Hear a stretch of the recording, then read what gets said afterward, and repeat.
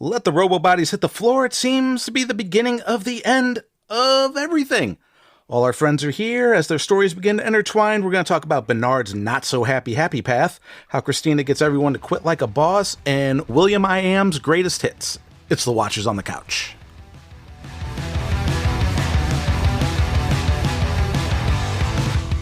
Welcome back to Watchers on the Couch. Today we are discussing episode 7 of season 4, Metanoia. I'm Tim. I'm Sarah. Hey, she's back, everybody. Hey. Yay. Woohoo.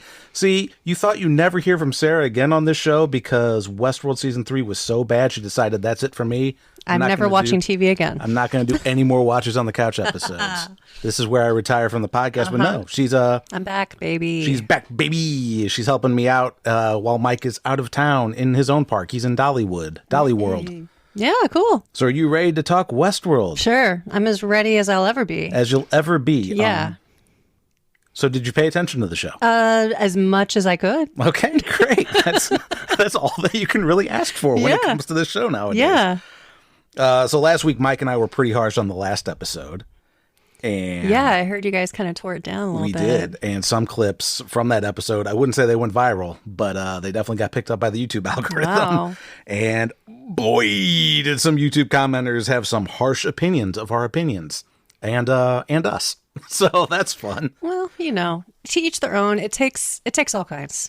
Yeah. So as our regular listeners know, we've been relatively positive of this season, and we definitely poke fun at things all the time, even things that we like, and it's usually in good fun. But, when the algorithm serves up 15 minutes of, man, these writers are fucking dumb, then I can see how they get the wrong impression about the show. But because nobody wants the YouTube algorithm to show them 2 more white guys complaining about shit, because I think there's enough of that, and I agree. There's enough hate in the world. But, just so you know, I, for the most part, enjoyed this episode. I did have some gripes about it, so hopefully it's not going to be as negative. Well, I'm on the show now, so I mean, that's true. I'm pretty positive in general. Yeah. Not really. You were the checks and balances a little bit before. Yeah. Well, we'll see how it goes today. It used to be. You were fine with everything. I could be swayed. I was an apologist for everything, and Mike hates everything. That's the format of the show. That was our dynamic, yeah. And then now that there's just 2 of us, usually you guys just hate. We just hate. And you feed on the hate. We feed each other's hate, and it's a vicious cycle. So normally we split our discussion based on character plot, but the way this episode played out, all the characters interact at some point. So things we can't really say, here's the Maeve stuff, here's the Bernard stuff. Mm-mm. That's not going to work this time. Yeah. So what did you think of the episode in general? Well, actually, what have you thought of this season so far? Actually, I've been really enjoying it. Mm-hmm. Yeah. I mean, it's not one of those that I can sit. So this is just my personality. I can't just sit and watch something by itself. My brain needs to be interacting with something else at the same time. Mm-hmm. I just, so it hasn't been fully capturing my attention. Right. Like maybe another show that we've been recently watching, mm-hmm. But I have been enjoying watching it and spending time with you. Oh, well, that's nice. That's been cool. Well, hopefully all you out here listening to us talk about the show and spending time with me. Yeah. Here's my voice. Ooh. Yeah, Mike and I have been really positive up until the last couple episodes. There's been some things that have popped up that we're ugh. Yeah. And I really liked this episode. When I saw it, I had 2 gripes with it. And then I started writing my show notes for this episode. And I've been writing my show notes for this episode for 2 days. You really have. Yeah, you've been really intense about it. And I think it's because Mike is out. Because Mike is out. Yeah. And the other thing is, as I'm writing these things, it's okay, this is what happened. And this is what happened. And then I'm starting to think, wait a minute, this doesn't make sense. Mm-hmm. There's a problem here. So hopefully... what kind of things have you So noticed? Many things. Okay. So many things. Well, I want to hear. We'll get to them. So it starts off with Bernard and Maeve infiltrating the Hoover Dam facility. Mm-hmm. And we come to find out that it is the storage for the Sublime that Dolores beamed there, which we pretty much suspected that. I thought for some reason that the Sublime was uploaded to a satellite and then that satellite was sent off into deep space. Why did you think that? Because I thought that's literally what happened. I thought it got uploaded to a satellite and then Dolores or Bernard or somebody in season 2 said where nobody can find it. So I just assumed they that it's just out in out in deep space. Whoa. No, I guess I never thought that. I never suspected that that was a thing. Dad, did you think that at the end of the last season when that actually happened, or did you think that at the beginning of this season? It was at the It was at the end of season 2. That's when okay. That's when everybody goes into the Sublime. Right. Like we see Teddy in the field, and I thought it was onto a satellite and just stored there and like left into space where nobody could get to it. Okay, but at the beginning of this season, when the Man in Black, whatever, he goes to that facility and says that there's something there that was stolen from him 8 you years ago. suspected that it was the We Sublime. suspected that it was the Sublime. I didn't know what it was for sure, but the only thing that made sense was the Sublime because he couldn't access it and he didn't want anybody else to access it. Right, yeah. Is what he said. And then come to find out, I guess Dolores in season 3 or something. I get that where blah, blah, blah. Either way, this is where Dolores sent it at some point. I don't know if that means it's a copy of it or if that really was the only intended destination for it. Okay. But that's dumb because as anybody knows, you should always have a backup of your data. If it's just stored in one location, it's not backed up. And that brings us to our sponsor of the show, Backblaze. No, Backblaze is not a sponsor. So Backblaze is not a sponsor, but they should be. That would have been a good intro or a good segue. That would have been a great sponsor. segue. Yeah. So Backblaze. If you're listening. If you're listening. So Bernard uses his key to access it. He's chatting with Maeve, and we find out that this is actually a flashback to his time in Sublime. And yeah, which I was not suspecting. you were not suspecting. No, not at all. When did you figure it out? When we saw him in the Sublime, like... Oh, when he's actually when he's talking to Akecheta? Yes. Yeah.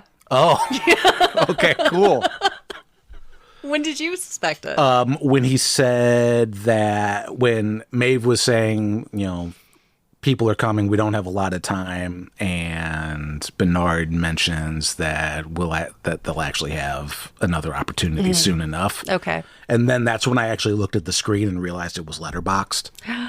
Oh, the telltale. Yeah. I'm usually pretty good at spotting that, Yeah. but because the episode started that way. It's tricky. Yeah, because depending if you're watching another TV show, it might be in that aspect ratio, and then you're like switching over to the next thing. It's like, and then it starts to expand into full screen. It's like, oh yeah, okay.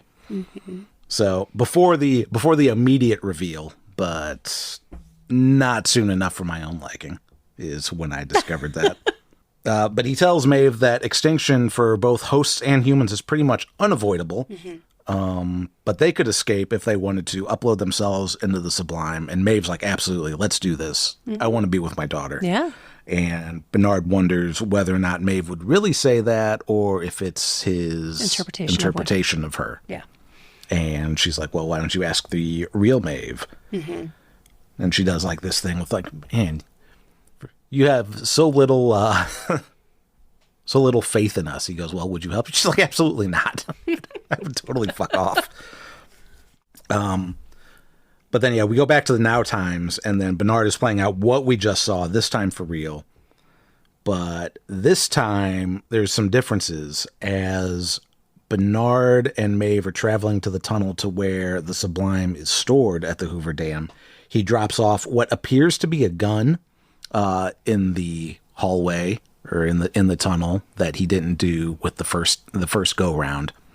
And then everything else plays out almost exactly the same, except this time Maeve tells Bernard to send her to the Sublime after they win the battle, unprompted by Bernard about anything. So it kind of seems to catch Bernard off guard a little bit. Yeah. So he doesn't say anything. He just promises to do that. Well, he wasn't suspecting it. Yeah. Right. So he just he doesn't even get to the part where it's like, hey, we're all fucking doomed, man. And he's like, yeah, I promise. And that brings us to the Chris Nays Minute.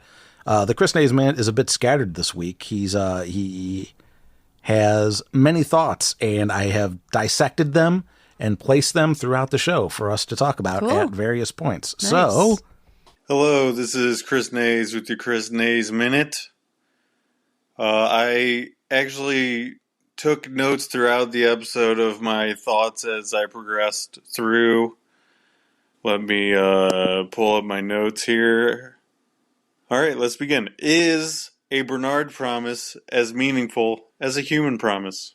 What do you think, Sarah? Do you think a Bernard promise is as good as a human promise, given the state of this episode? Wow. That's a great question. You know, he really poses a really interesting question because just like, would a human have done the same? I think a human promise is not as good as a Bernard That's promise. exactly what I was thinking. I was Yeah. thinking, like, even though Bernard blatantly lies with his promise here, he like makes a promise he can't keep, I think I would still trust a Bernard promise over pretty much any other human. Yeah, 100%, especially in this world. Yeah. Yeah.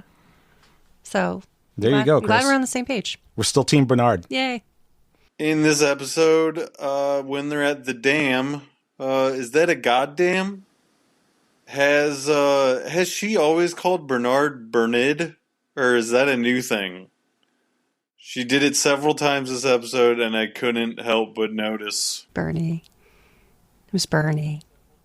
So, first of all, Sarah, is it a goddamn? No, it is not. It is not a goddamn. No. Chris, I think It might be a hot damn. hot damn.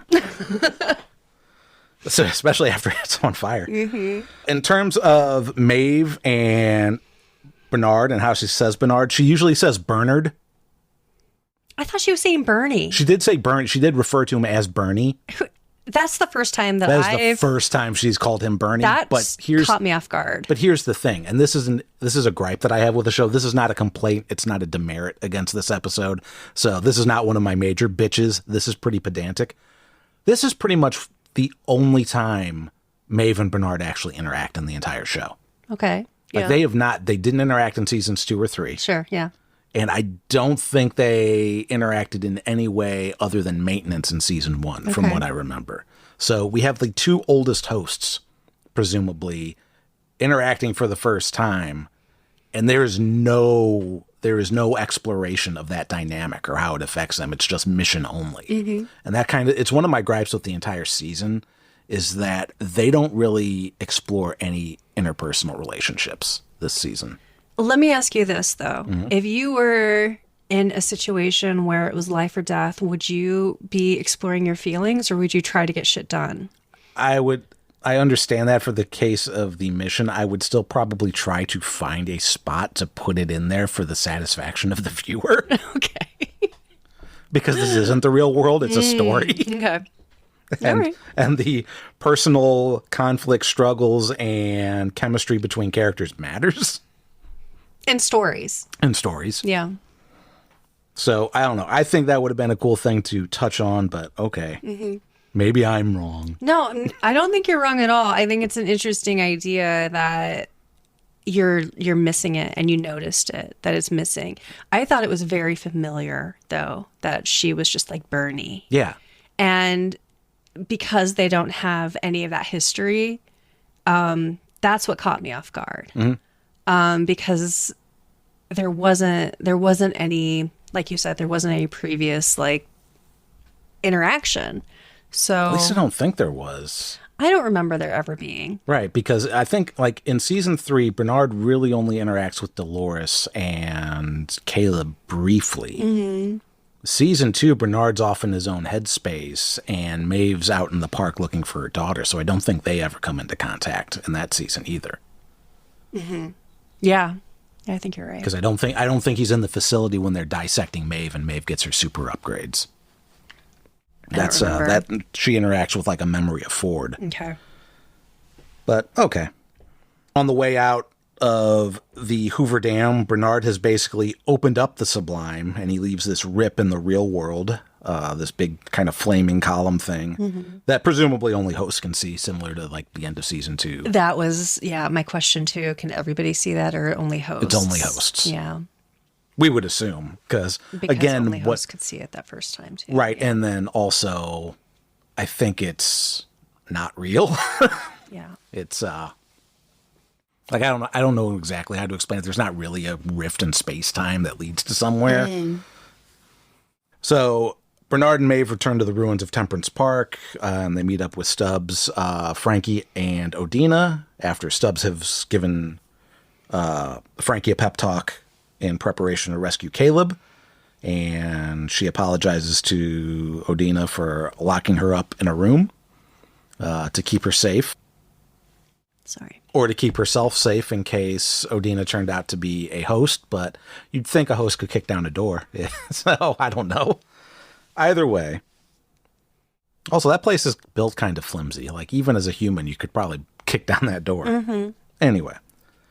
So they all load up and land outside the city, with Bernard and Maeve heading to Chair Loris's tower, and Frankie and Stubbs heading off to Olympiad.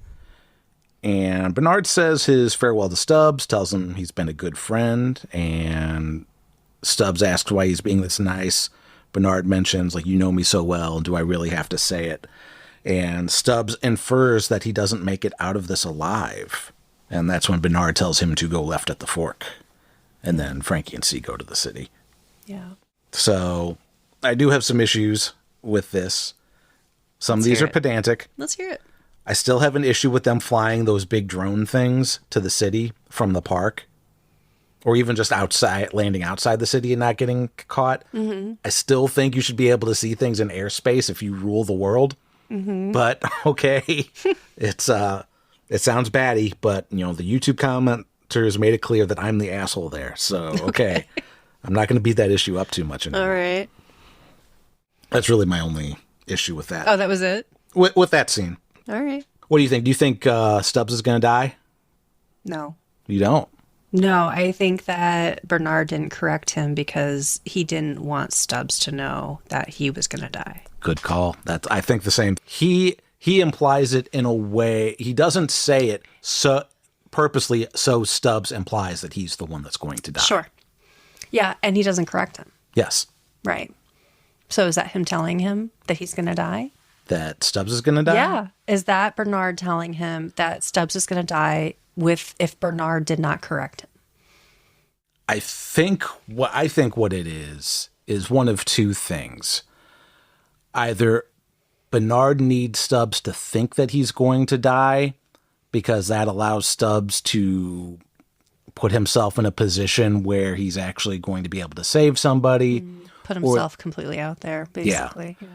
Or the other thing that I was thinking is Stubbs' prime directive, as it were, like his main function is to protect Bernard. Yeah. So if Bernard says, no, I'm the one that's going to die, then Stubbs has to go with Bernard. Right. He wouldn't, otherwise they'd have to basically shut Stubbs down because you wouldn't be able to then order him to go with Frankie. That's a great point.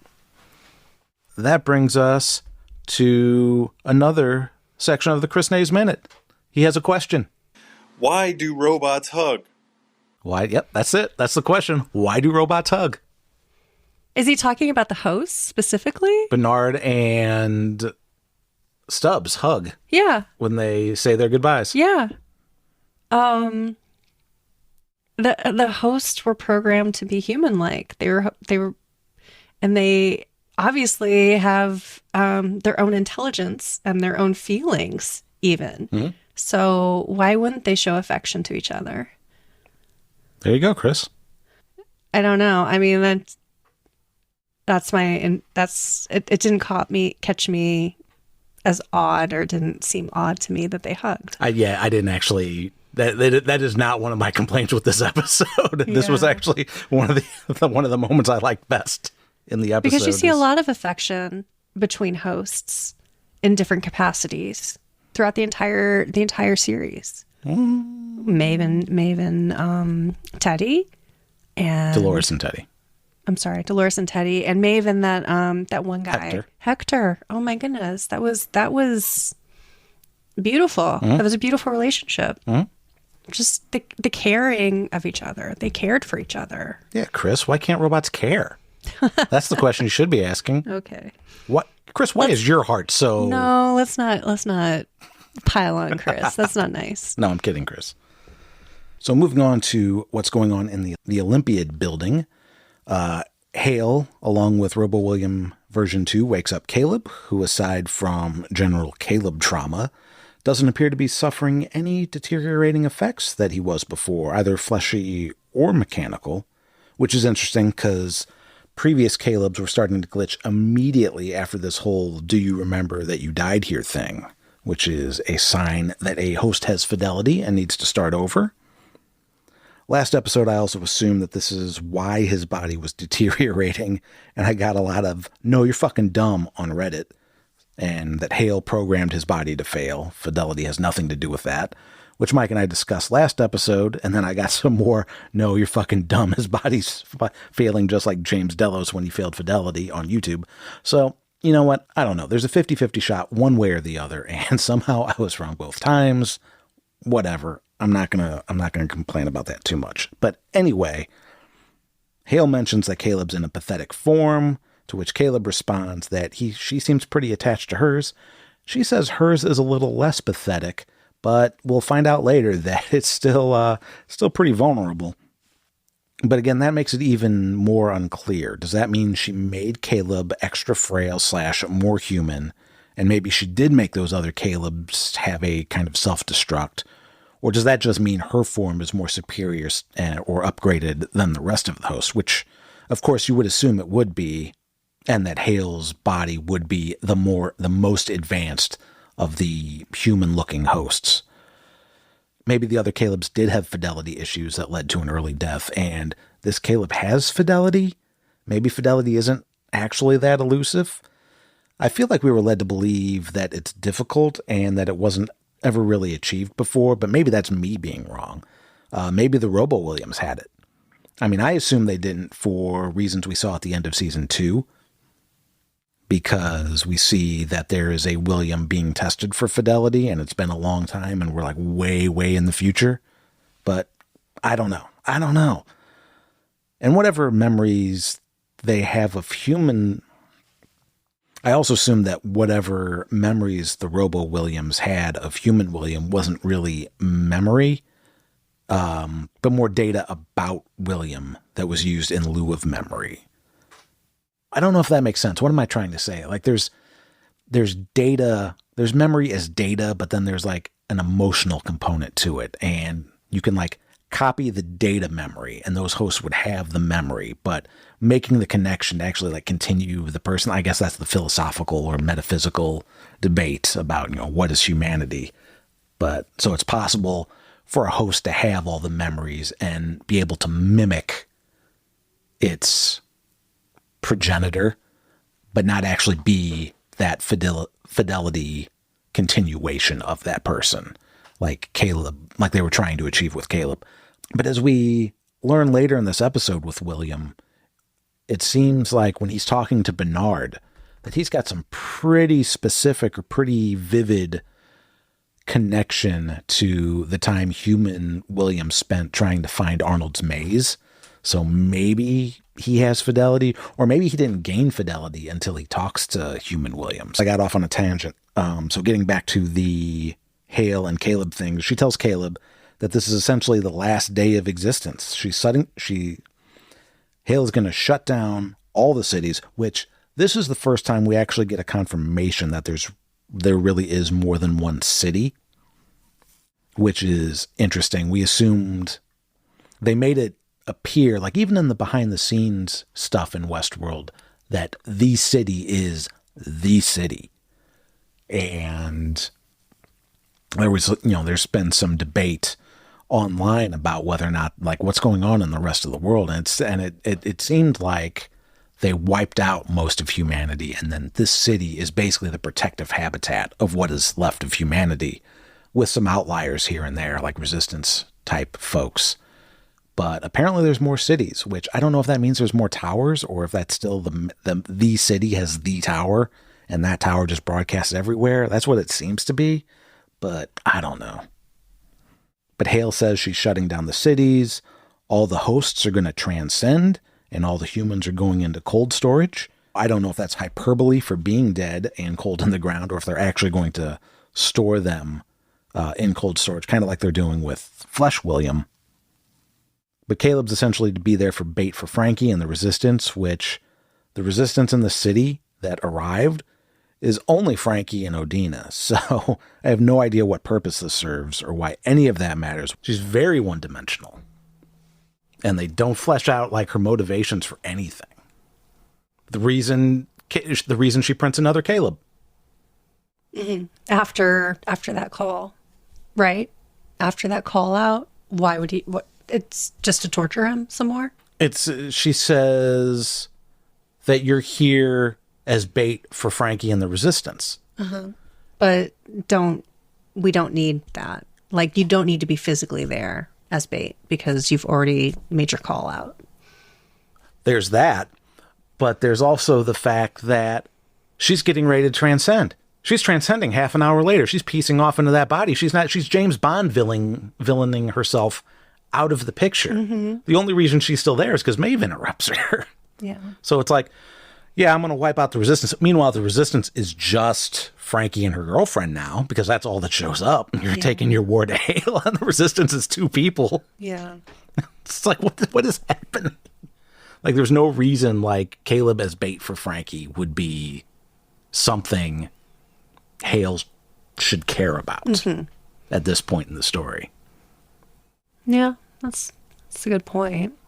I did not think about that. I didn't think about it until I was writing the show notes. I was like, what? Yeah, what's the motivation? Yeah, no, the main Other than just holding on to a grudge. Yeah, I mean, she's very petty, but at the same time, it's like, okay, whatever. But she tells host William that he has 1 day left in the city, and she'll see him tomorrow, presumably after he transcends. But host William doesn't like this at all. He's going to go talk to Meet William about how Hale's going to take away his world. Meet William says it's not his world, it's hers, echoing back what Robo William said to him in a past discussion. Meet William says if it was up to him, he'd pull the plug on the whole world. Culture doesn't survive. Cockroaches do, yada, yada, yada. And even though there's no scenario where he gets free, only one of them needs to do what needs to be done, because Robo William is him, despite 2 episodes ago saying Robo William will never be him. So that's another gripe I have.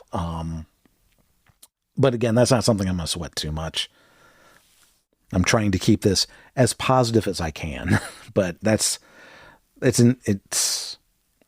think that is worthy of note, that nothing has really changed from Meet William's perspective in order for him to make that decision.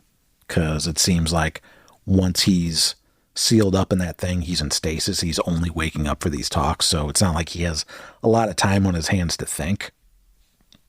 But he asks Robo William if he understands what he's saying. And Robo William says he does. Perhaps this is where he finally makes that connection, where his existential crisis about what he is ends. And he actually gains fidelity through this conversation. And he stabs Meet William. And presumably, Meet William has a smile on his face as he dies. This show only ever needs more William. Check yes or no. That's 100%. I'm actually, after this episode, I'm checking now. Oh, no. Huh. I think it's like more cowbell, more William, 100%. I think we have just enough William. I think any more William, it would suck. I think you need one more William. I think you need a good William. You need a white hat William. You need a man in white? Mm-hmm. What if next season is all Williams? No, that's too many Williams. Too many Williams? Yeah. You don't want to see... That's the spinoff of the show. Too many Williams. No, the spinoff of the show is you have five Williams. And they're all raising a baby together. I was going to say it's Orphan Man in Black, but... Oh, okay. Five Williams and a baby. three Williams and a little Caleb.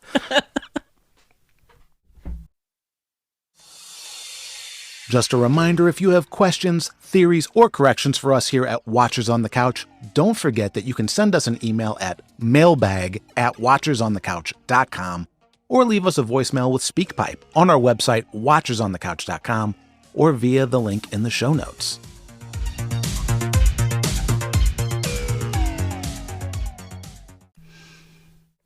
So at this point, I guess it makes the most sense to jump over to Christina. So when we see Christina for the first time this episode, she's waking up, Teddy's nearby, and they have a little bit of discussion as to what they actually are. And Teddy says they're reflections of the people who made us. She asks if they can be hurt or killed, and he says, yeah, they can, but it's a little more difficult with their kind.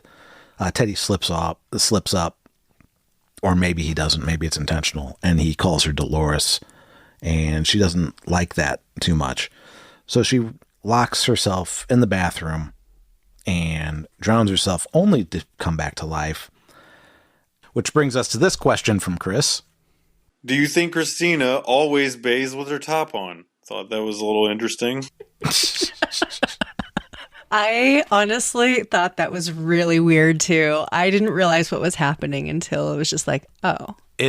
She's trying to drown herself. But in a real world scenario, I don't think the average person could drown themselves that way. I think that you would fight for air too much. You would come to the surface, right? Well, her instinct is to, and she braces herself against the tub to keep herself down there. Yeah. But the other thing is whether or not she's trying to kill herself, or if she just wants to see if she'll come back. Because presumably, if she's actually trying to kill herself because everything's fucked up, why do you care about your clothes at all? Just throw yourself in there with your pajamas. It's modesty. Modesty. Modesty? Yeah, sorry about that. It's her modesty. If somebody found her, throw yourself in there with her pajamas. Yeah. Just to put your pajamas on. Yeah. I mean, I don't know. What I'm saying is she takes her pajamas off, but she leaves her underwear on. Yeah, I get what you're saying. Let's just keep everything on. Yeah. Like the reason why, and Chris, the answer to why she's wearing her underwear is because nobody wants to get nude anymore, which is fine. And they shouldn't have to. Right. Interesting. Also, especially because it's this late in the season of an HBO series, all the nudity is in the first 2 seasons, and then you get nothing. And that's okay. Yes. I think the boobs are to hook you, and then you have to stay for the story and hope the story's good. What if she didn't take her? What if she took her pajamas off because she didn't want to get waterlogged? Like, she's like, well, if I am this thing, I'm going to come back and I don't want to have all my clothes wet. She's thinking ahead. But I do want to wear saggy underwear. What if I do die and Teddy has to come in and break down the door? I don't want him to see me naked. Yeah, I'm with you. All right. That's fine. Whatever. I don't want to be pedantic, and because of a reveal later in this episode, I'm going to look past this. But again, this is actually problematic based upon what happens to other hosts. Even the special ones, they don't tend to just pop back to life after they're killed. But whatever, all of them need to be repaired. Even Maeve needs to be repaired. So you would think if Christina actually kills herself, she needs to be repaired too.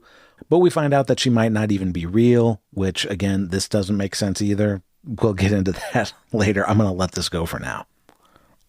So fast forwarding a little bit, Teddy and Christina go to Olympiad, where Christina has decided that all of this needs to stop. All the narratives, everything that's going on, these people need to be free from their loops. So she uses her power to get people to leave, and as they make their way through the Olympiad building, she passes Caleb locked up and asks who it is. And Teddy says that he's a ghost from a past life, and they kind of keep moving on.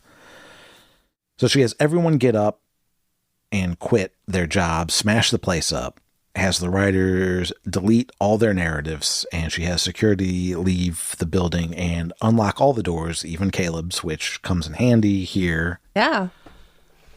Would you want Christina as a boss? You may get vacation incentives. Something to think about.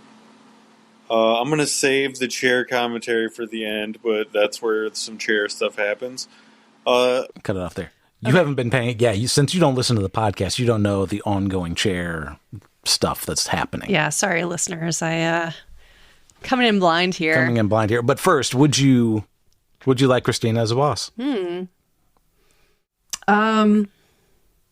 No, I don't think so. Why not? Free will, basically. Oh, because she's just going to tell you what to do. Yeah. And you do it. Right. No question. Yeah, your vacation time only counts if she tells you to go on a vacation. Mm-hmm. Yeah. I would also not like to be Christina's boss either. Because he's a dick? No, not him specifically. I mean, yes, he is a horrible person, but just also...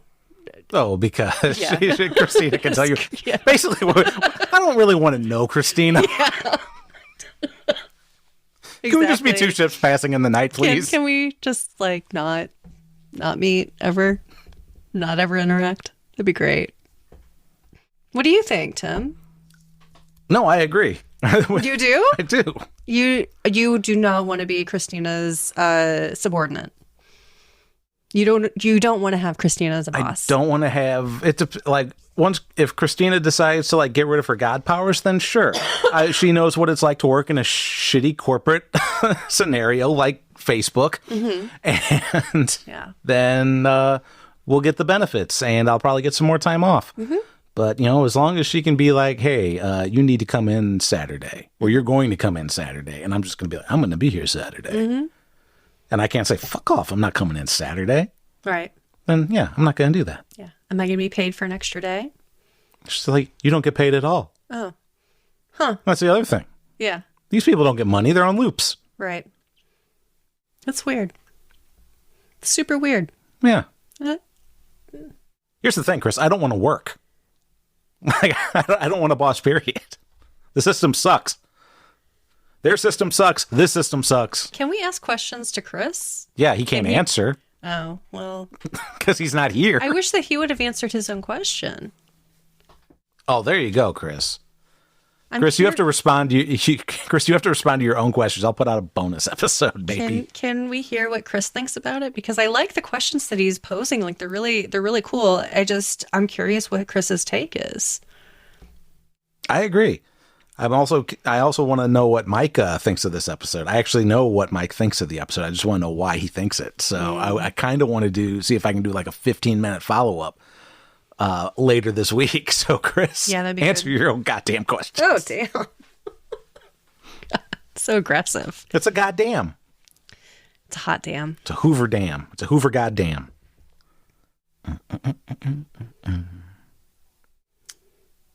So in a little bit, as we jump to Frankie and Stubbs. So Frankie and Stubbs are also in the building, in the halls, and this is where Stubbs takes a left at the fork that Bernard told him to do. And as he does so, a second later, Teddy and Christina are coming from that direction. So if they were in the same time-space thingy, they would have had to have run into each other. So we have a deliberate edit here to show that that's not really the case. So this is foreshadowing that Christina is something or somewhere else when that happens. But if that's the case, why can she see and interact with everything, but didn't see Stubbs and Frankie? Either way, Stubbs and Frankie get to Caleb. Caleb initially attacks them, not knowing who they are. When Frankie reveals her identity at first, he thinks it's a trick, but Frankie tells the story why she's called Cookie to get him to believe her. But again, in the context of the world, of Westworld, of what they've shown to be possible, this doesn't seem like a good sell either, because if Hale has access to Caleb's memories, which she must because Caleb has access to his memories, then it's not a good litmus test because she could still have manufactured a Frankie with that knowledge. Because after all, she whipped up a J in record time. But we can also operate under the assumption that Hale doesn't know what an adult Frankie looks like. But then if you go down that rabbit hole, then she couldn't have known what an adult Jay would look like and would either have to have waited until he made it into the city, which means they would have had to have print and send a Jay the minute William sounded that alarm. And the whole process and travel time to get host Jay to intercept real Jay was like faster than a 30-minute pizza delivery. But whatever. Either way, I guess it's not important. Like it feels like that should be important. But people tell me I'm wrong. That's okay. But either way, we get the reunion we're waiting for, and it's great. Frankie mentions that Caleb looks exactly the same as she remembers him and asks what they did to him. And Stubbs also mentions that when they come into this room, that the old park had a room like this where they turned a human into a host, which I'm not saying that this didn't happen, but I absolutely don't remember this happening in season 1 or 2, that ever being brought up. If it never happened, like if I'm remembering correctly, and that was never established anywhere, and this is the first hint that we've gotten of Caleb being what is quote unquote a hybrid, then that's really a sloppy reveal, because it's not established in earlier episodes, and it's only kind of mentioned in the behind the scenes stuff. And I feel like if you need to watch the behind the scenes stuff for the main story to make sense, then you're a bad fucking storyteller. Like an 11th hour reveal is fine for an episodic show where each episode can stand on its own, but you have a 10 episode season and it's the second to last episode. No, that's lazy. Like you're sitting on something just for the sake of sitting on something. You don't know how to get from one point to another, so you just do, oh, by the way, here. So, but again, I could be wrong. Maybe there's a connection there that I'm missing about actually turning a human into a host. Or maybe they're just talking about because Stubbs makes it sound like they are turning a human into a host, not making a host of a human. But maybe that's what he means, or maybe that's what the writers intended for us to interpret. It's basically like what they did with James Delos, or maybe he's referring to James Delos, where they're trying to make a fidelity copy. Maybe that could be all that it's referring to, and it has nothing to do with actual biology. I'll let you guys figure that out. Tell me I'm wrong or whatever, because whatever. Sometimes trying to make it can be exhausting trying to make the pieces fit when you have to do it all the time. And you have to do it all the time in the show because the show's not going to give it to you. If you're lucky, the show will explain something, at least a little bit, but there's like so much that's like left up to your imagination. And I feel like when you're making a sci-fi show that is, it's mostly philosophical or metaphysical, like what is a human, what is a machine. But you're using technology inconsistently. You have robots that are inconsistent, and you don't have interpersonal relationships between the characters that much. So it's like these things add up, and I don't want to I don't want the mental capacity of having to translate each episode into something that makes sense. It's getting frustrating. Like you can only rely on style over substance so long. Yes, the show is gorgeous. Yes, the soundtrack is beautiful. Yes, the actors are wonderful. But you've got to put something underneath it. You have to put meat on those bones. Anyway, jumping back. Jesus. Sorry. So yes, Caleb and Frankie reunite. I've seen some comments or some mentions that it's bullshit that Caleb didn't disclose that he's a host to her. This is actually something I don't have a problem with. I don't think Frankie's, even though the writers have done some dumb things with Frankie, I don't think the character of Frankie is stupid. I think she's already made that connection that Caleb's a host based upon the dialogue of what's said and what isn't. I would probably be more pissed off if Caleb tells her next episode that he's a host and she's surprised by it or she's angry about it. Like I feel like she's smart enough to have made that connection and realized what's happening. So let's move on to the events at the tower, shall we? Bernard and Maeve get to the tower and are about to split up, so Bernard can get to the top and presumably destroy it. That's the reason why they're here. And Maeve is going to go deal with Hale and provide a distraction.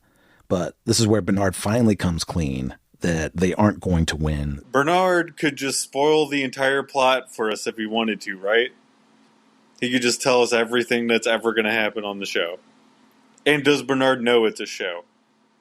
What if he just broke the fourth wall? That would be great. That would be great. The way the show is going, I wouldn't actually mind that. But did a Zach Morris style? Yeah. Time out. You might be wondering how I got here. It is a show. It's called Hey Arnold. Oh. This world is essentially fucked. but there's hope for the next one and wants to know if Maeve will still, stand with him and fight, and which she does. So again, Hale decides she's ready to transcend. This is where we get to see what transcendence really is, as they shed off their forms, and transcendence isn't getting uploaded to some other sublime type thing or becoming pure energy or any shit like that. They're going into actual new bodies. They're shedding their human-like form by getting the back of their heads drilled out and having their brain ball removed and placed into some giant, sleek, white robot form thing. Can we talk about those for just a second? Yes, please. Okay, so why are they like why are they like that? Yes. Why is this a thing? Why is this a thing? This is my major gripe. This is one of the major gripes I have with this episode. Do they even have arms? They don't. So how do you do anything? Right. That's so weird. This is the problem with this episode is we've spent 3 or 4 episodes talking about transcendence now. Mm-hmm. And it's like, okay, what is this? Why is it important? And basically all it is shedding their human-like bodies for whatever Hale thinks is this more perfect form. Mm-hmm. And it looks like an abstract headphone stand from the Skymall catalog. Does. It absolutely does. Yes. It is something dreamed up in a nightmare is what it is. This is amorphic. I think that's right. Trying to think of the word. Anyway, it's so bizarre. It's human-like, but it's not human-like. Like the way that the legs moved, it's almost like the knees move backwards. Did you notice that a little bit? Yeah, a little bit. And then no limbs above the torso. So no way to manipulate your surroundings unless you figure out how to do that with your feet, which it did not seem like. It didn't have toes. Did not have toes. So, okay, let's move our consciousness into this form that cannot really do anything that it's, unless you're just doing everything with your mind, which would be really interesting. Mm-hmm.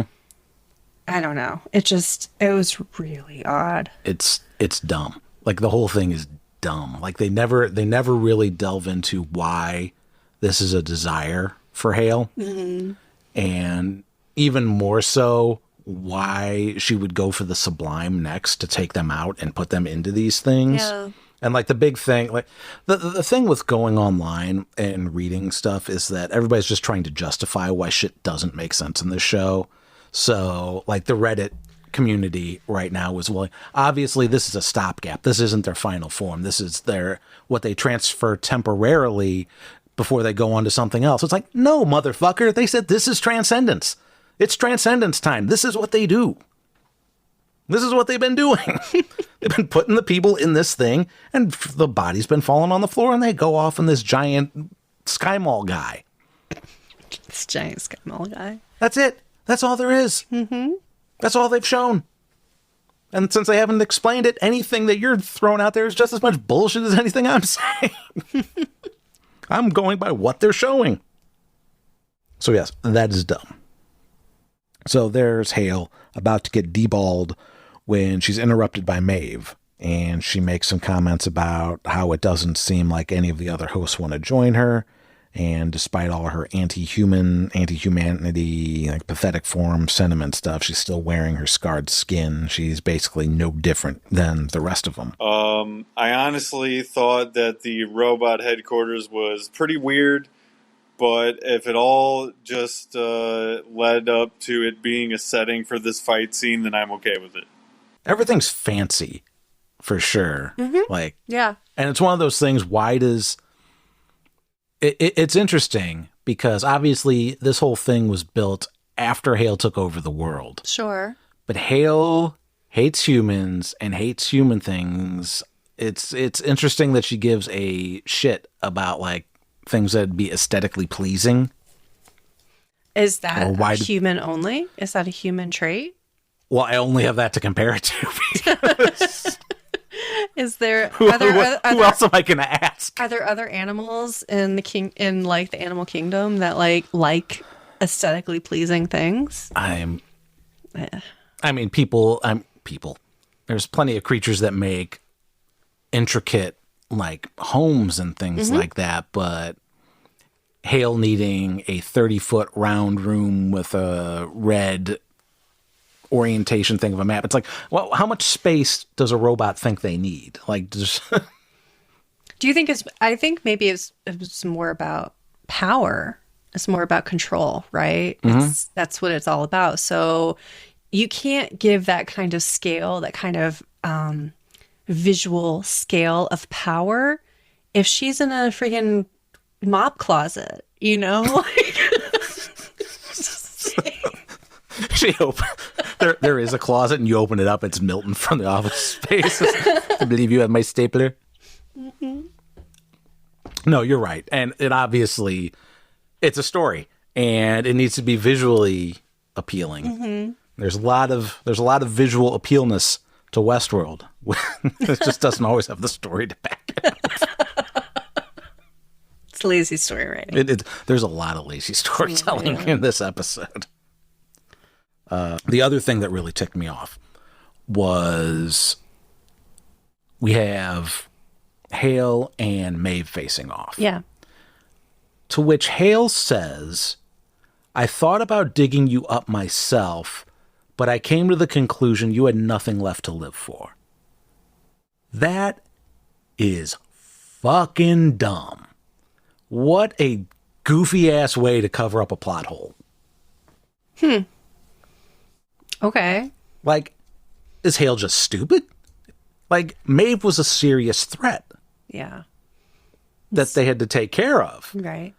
And she just leaves her under the sand, which everybody had a problem with. It's like, why didn't they just get her? Why didn't they just dig her up? And then everybody's like assuming, well, they can't find her. You know, she's buried underneath sand, blah, blah, blah. Meanwhile, all you need's a fucking metal detector. Yeah. Or a big fan in Bernard's case. But anyway, like, she knows where the demolition zone was that she died at. She could have dug her up. And presumably she dug up William because they didn't find William's body there. So, anyway, they use that to cover it up. I decided you didn't have anything else to live for. Well, it's like, well, you fucked up. Like, this whole thing, Hale is so dumb this season. Like Chris says, a fight ensues. The fight spills outside, goes through a window, and a drone gets involved. There's not a whole lot to tell here. If it seems like I'm rushing this, I'm not. The fight, Westworld's fights have always been kind of crap when it comes to like hand-in-hand fighting. I mean, they're good at the straight-up murder and the shooty people, but, you know, we don't really watch the show for well-choreographed kick-punch combos, so there's not a lot to say here. In the course of the fight, Hale tells her that Maeve can't win. Maeve says they're not here to, and this is where, in the midst of some dialogue, Maeve gets shot in the head by William and like just kills her outright, which was kind of like a, oh shit, but not really, like, because again, we know everybody's going to lose. And we also know that nobody really dies in this show. So it's not like we're probably going to see Maeve again. We can talk about that in a little bit. But Hale says, took him long enough.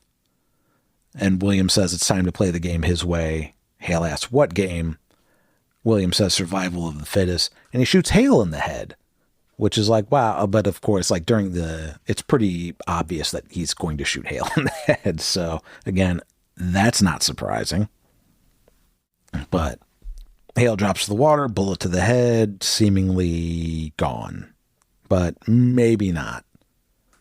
Because nobody dies. So if we jump over to Bernard's in Hale's office, control room, whatever it's called. But instead of shutting down or destroying the tower, like he said he's going to, or like what his goal is, he seems to be recording a message on a tablet. He says that it's not the world that you wanted, but it's the world that you made. There's one game left to play. Reach out with your left hand, I think was the gist of that. He gets interrupted by William, though, who has some dialogue about how he remembers, well, he calls Bernard Arnold's ghost and gets into some stuff about how, as William, he was following Arnold's maze, trying to find some deeper meaning that wasn't there. But William shoots Bernard in the midsection, and it brings him down. Why would it do that? Because Frankie shot him in the chest last episode. It did nothing. This is my second demerit. Well, maybe he just knew it was time. Oh, is that what it is? Yeah, he's just like, oh, it's nap time. Oh, now I shut down? Now it's time for the big nap. So again, this is like another like issue that I have, and that people got, because I had a big issue with the differences in host biology and how it's inconsistent. And I thought the previous episode with the Caleb stuff was really bad for that. And again, that's people saying that, I'm too pedantic, and then they're going back, and then today it was, well, William's gun hits harder than a Glock. It's like, fuck you. Okay, so they're arguing for the logistics of the actual mechanisms within this world. Yeah. I'm arguing that it's like that to drive the story. That's exactly what it is. Yeah. They don't care. They don't care about continuity in the. Is that what you mean? That's what I mean. Okay. It's it's the path of least resistance to get them where they need to be. Mm-hmm. Because the entire reason the rebels are at Temperance is stupid. Like there's no way a resistance would actually be there in the real world. Mm-hmm. If this was real. It's not a strategically smart place to be. Mm-hmm. One, it's the place where the parasite was developed. Right, yeah. Two, there's technology there that Hale would have access to. Mm-hmm. So the only reason it's there is because Bernard needs that technology. Mm-hmm. And they don't want to do a whole nother episode about how they need to go there, so let's just put the rebels here. So it's like, it's fucking lazy is what it is. And I stand by that one. Like, I know that one got a lot of downvotes and things like that. I stand by, like, maybe the Caleb stuff I was a little too harsh on, but the stuff with the rebels and all the Frankie stuff, I stand by that. That is bullshit. So we get our big Bernard death scene. It needs to be dramatic. We see him walking towards a light and seeing his son. Well, actually, he sees Arnold's son, because Bernard never really had a son. He just has a memory of a son. And then William does what Meet William said he would do. William pulls the plug on the world by having the drone. Well, there's like 3 different drones in this show. Not the host drone, not the flying drones. The droning sound, what they use to control people, to tell everybody to start killing each other until only the survivors, the cockroaches, come out on top. If there was a tone that could override your powers as a human being, what would it be? We know what Mike's is. Mine is my neighbor's truck. He revs up his engine while sitting in the parking lot for seemingly no reason at all. But it's really not good for my brain. I get completely enraged, especially since I sleep during the day. Oh, he answers this one. Is Mike's mouth noises? Yeah, chewing on Mike. Yeah, that's a bad one. Let's ask you first. What's yours? Oh, mine? Yeah. Mine is the guy that honks his horn every day. Oh, yeah, that's a good one. Every time. That doesn't bother me as much as it bothers you. It drives me nuts. Yeah. So we have a very nice neighbor next door. And the problem is he's nice to everybody. And at some point, many years ago, he said, like, he had just had a nice conversation with somebody who lives in the neighborhood. And now every day when this SUV drives past our neighbor's house, he honks shaving a haircut. Mm-hmm. And sometimes he drives by that house multiple times a day. It doesn't matter if my neighbor's outside in his driveway or not. Mm-hmm. He just honks at the house. Yep. It drives me absolutely apeshit because the fucking my home office is is next to the street or faces the street. So I'm just sitting there, and then all of a sudden, it's like, man, fuck you. And it got especially worse when your kid's taking a nap during the day. Yeah, that's pretty bad. It's like, if you wake up my kid, I'm going to hunt that car down. I would say any noise that wakes up my child is that noise that he's talking about. And sometimes our child. Sometimes our child, the noises that come out of my child shuts my brain down. Oh, no. Yeah. I mean, she's learning, you know, it's fine. It's hard. It's very hard. I wish I could be like Maeve and turn down my ear receptors. Mm-hmm. I think those are called earplugs. Like if you just like put in earplugs. Yeah, but she can just turn hers down. Yeah, that's special. I feel like there's an implication here that William dropped that this is going to affect humans and hosts alike, but it's hard to tell because we only see Stubbs, Caleb, Dolores, and Teddy. Those are the only hosts we see after this. And Stubbs is an older model, not one of Hale's, but Caleb is one of Hale's, and if he's some sort of hybrid host, then, if I'm presuming that I know what a hybrid host is correctly, that he's got some human in him, that you'd expect either way the droning would work on him, either from like a host command or from the drone command. This seems odd, but we still really don't know anything about what Caleb is, except that he has something that Hale doesn't. But how does that translate? You know, I'm not going to bitch about that too much because we still have another episode here to presumably answer it before everybody's going to die.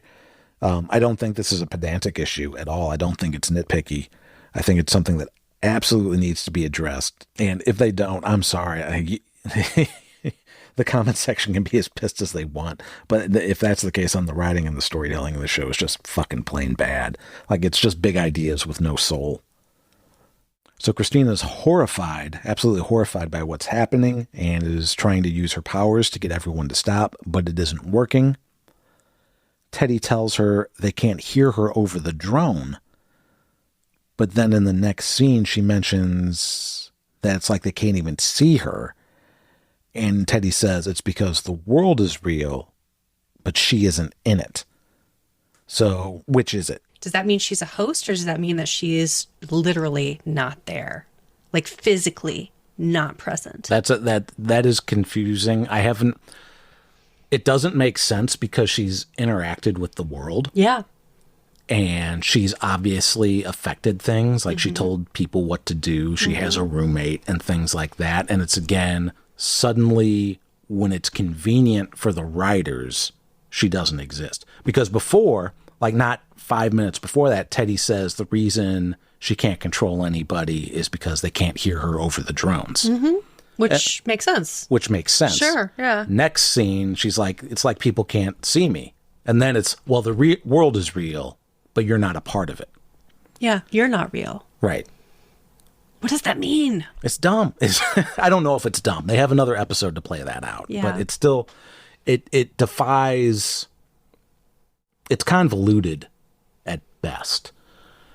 Because, again, she's walking through Olympiad. She sees Caleb. They go down the hall.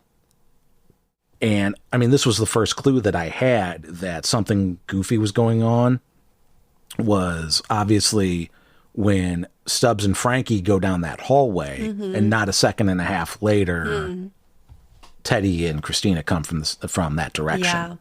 So it's like, at first I thought, okay, are they in a different timeline? Are they actually ahead of everything? That's what I was thinking too. It was a time frame difference. But then it couldn't be because they're interacting with things that are happening now. Exactly. So yes, it's goofy.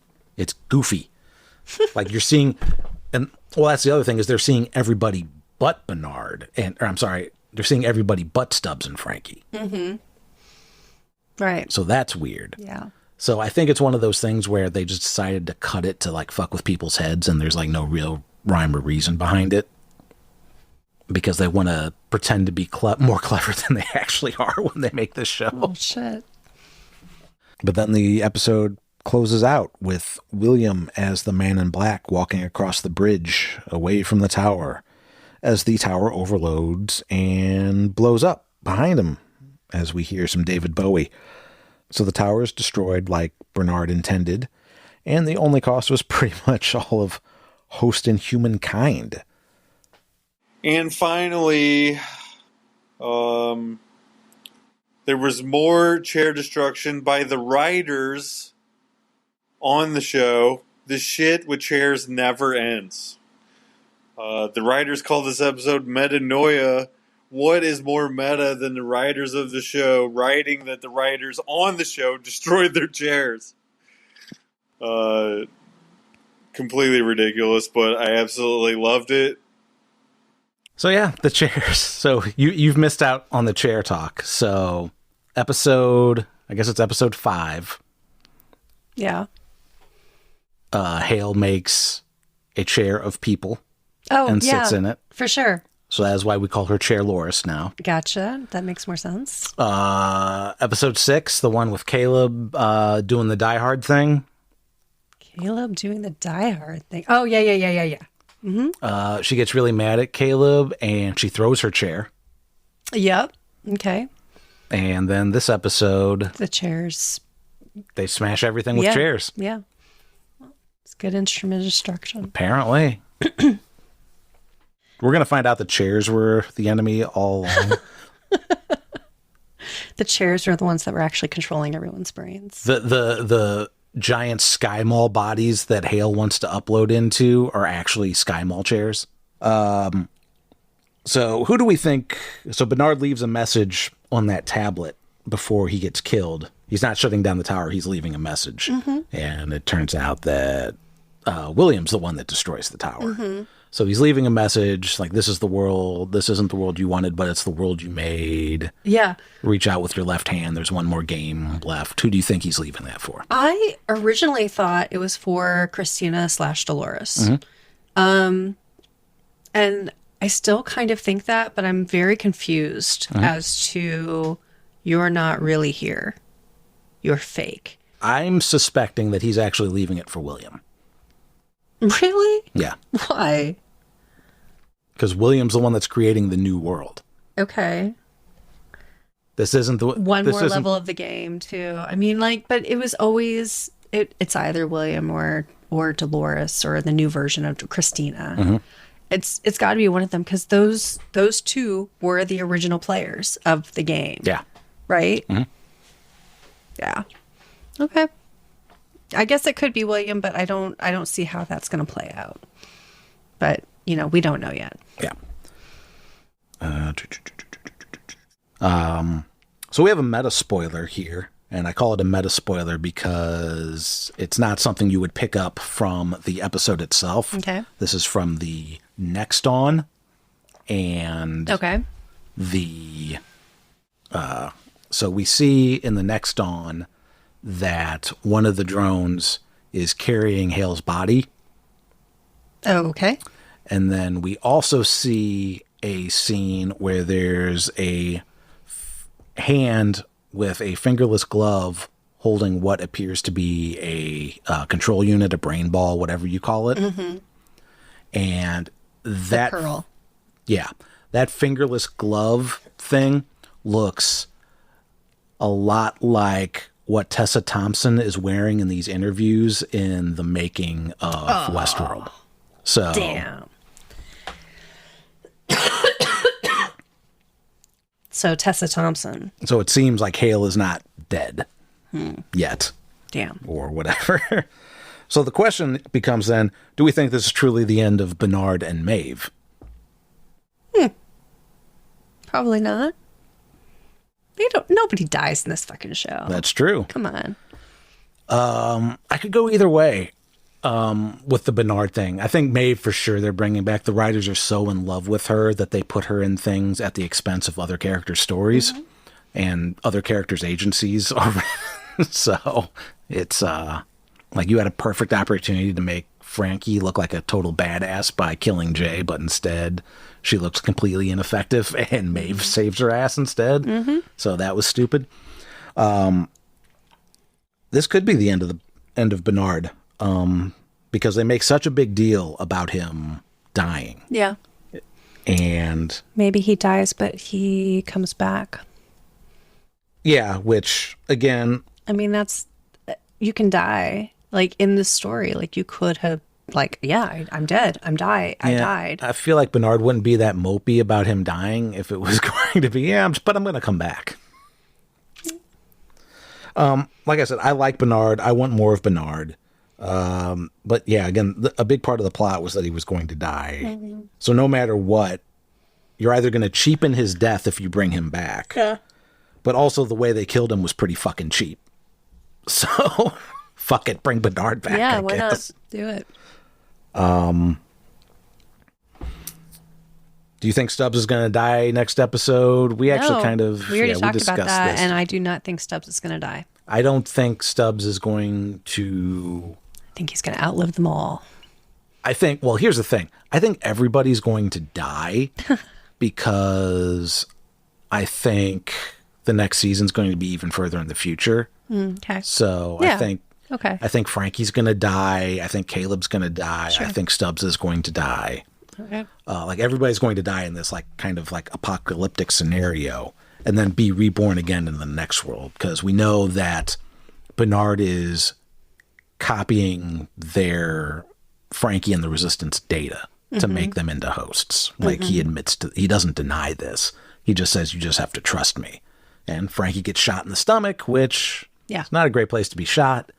So she's probably going to die. Mm-hmm. And, so I don't think I don't think Stubbs is going to be killed.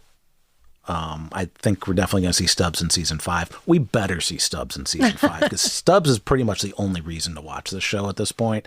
Why do you say that? He's the most believable character, and he's the most empathetic character. He's empathetic? Yeah. Yeah, you think so? The one that you feel the most empathy towards is what I'm saying. I see. The most empathy-inducing character. Not empathetic in that he has empathy for anyone else. Actually, he might. He actually might be the most empathetic character, too. Yeah, he might. He might. He goes along with a lot to help the Resistance. So the things that they absolutely have to show. If I don't know if Mike's coming back for season 5 to record. Oh, really? For this. You think that he's done with the show entirely? He almost didn't do this season because he didn't like season 3 so much. Damn. And you left after season 3 because everybody's going to leave me all alone. I'm just going to talk into this microphone by myself forever. Into the void. But again, like I really liked this season up until these last couple episodes, and I'm afraid they're not going to stick the landing. For me, sticking the landing means you have to pay off whatever this Christina thing is. And we have to finally learn what Caleb has that makes him so fucking important. 1000%. I totally agree with that point. Because they've done this, I have something you don't have, Chekhov's gun. They've pointed it twice and have not fired it once. Mm-hmm. So they have to pay that off, and they have to pay it off this season. Otherwise, it's bullshit. And then they better fucking show what's going on with Maya and Clementine. Mm-hmm. I want to see more with her. And Maya, we haven't seen since episode 5, I don't think. Which one's Maya again? Maya is Christina's roommate. Oh, yeah. Right. Well, maybe she never existed because Christina isn't real. Shit. I mean, my theory was definitely that Teddy wasn't real. Mm-hmm. Because I thought Christina was real and Teddy wasn't real, and Teddy was just a manifestation in her mind. Like Maya is too. Maybe this whole show is. Maybe it's all just a bad dream. That's going to be hilarious. Not in a good way, but I bet they would do something like that. Yep. I bet they would say this whole show's been a fucking simulation.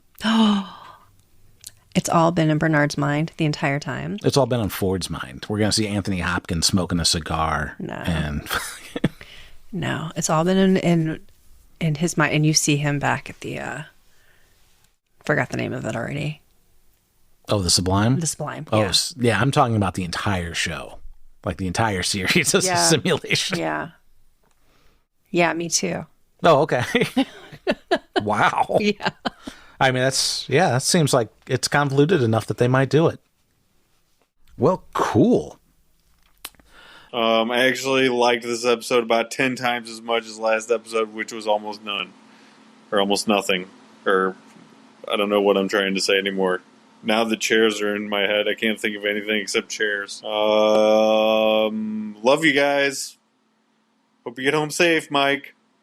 Chris, we love you too. And thanks so much for your contribution to this episode.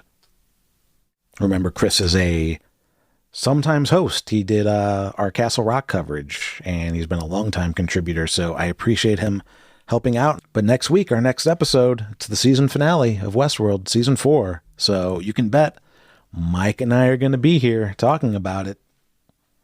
And also don't forget that after Westworld ends,